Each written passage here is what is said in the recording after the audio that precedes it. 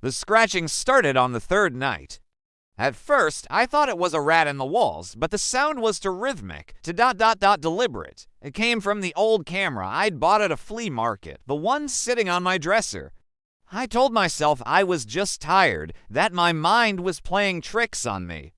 So, I decided to do what any sane person would do. I turned the camera on and aimed it at my bed, determined to prove there was nothing there. I hit record, the little red light blinking, and fell into a restless sleep. The next morning, I replayed the footage. It was just 8 hours of me tossing and turning. Nothing. I felt a wave of relief wash over me. It was all in my head. That night, the scratching was louder. It wasn't just a faint noise anymore. It sounded like someone was dragging their fingernails across the camera's plastic casing. I grabbed my phone, my hands shaking, and started recording the camera itself. I had to have proof.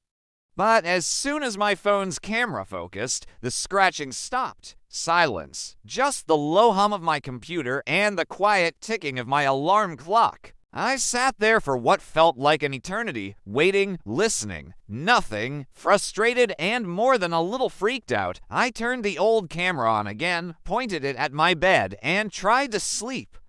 This time, I dreamt of a cold room and a flickering red light. The following morning, my first instinct was to check the footage. The 8-hour video was there, just like before, but something was different. Tucked away in the files on the memory card were new clips, each only a few seconds long. I hadn't recorded them. My heart hammered against my ribs as I clicked the first one.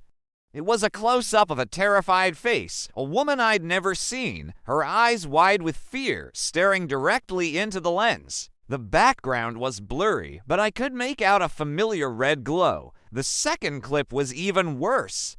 A man, his face pale and slick with sweat, backed into a corner, his hands held up as if to ward something off. The last frame was just a flash of that same red light. I felt sick. Who were these people? How did their videos get on my camera? Driven by a mix of fear and a desperate need for answers, I decided to investigate the camera itself. There were no brand markings, just a faint serial number etched into the bottom. I spent hours online, typing the number into every search engine I could think of. The results were all dead ends. It was as if this camera never existed. I was about to give up when I stumbled upon a forgotten forum, a post from over a decade ago.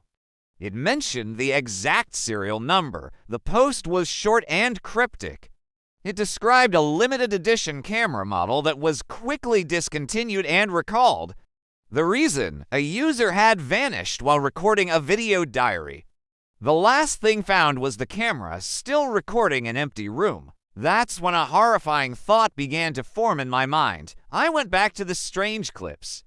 I watched them over and over, my eyes scanning every detail. The woman, the man.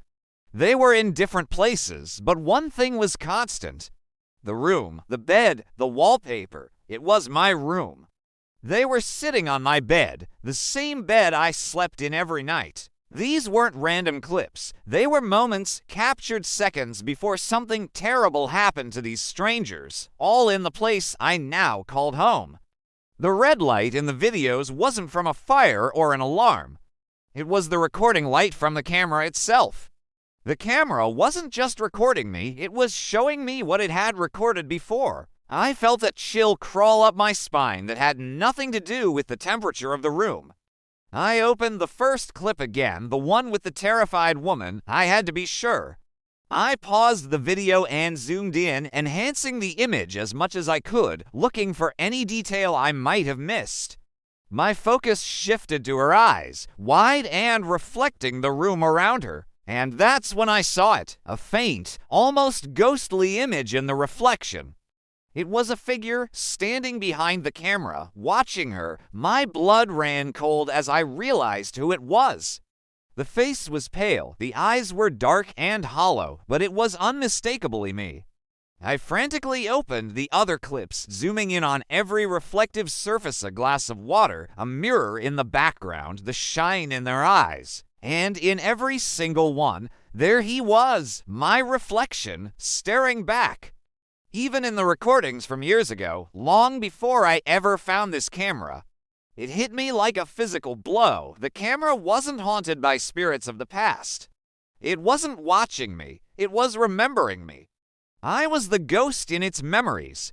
The lens never forgets. Subscribe to Toonzy before your reflection starts recording you too.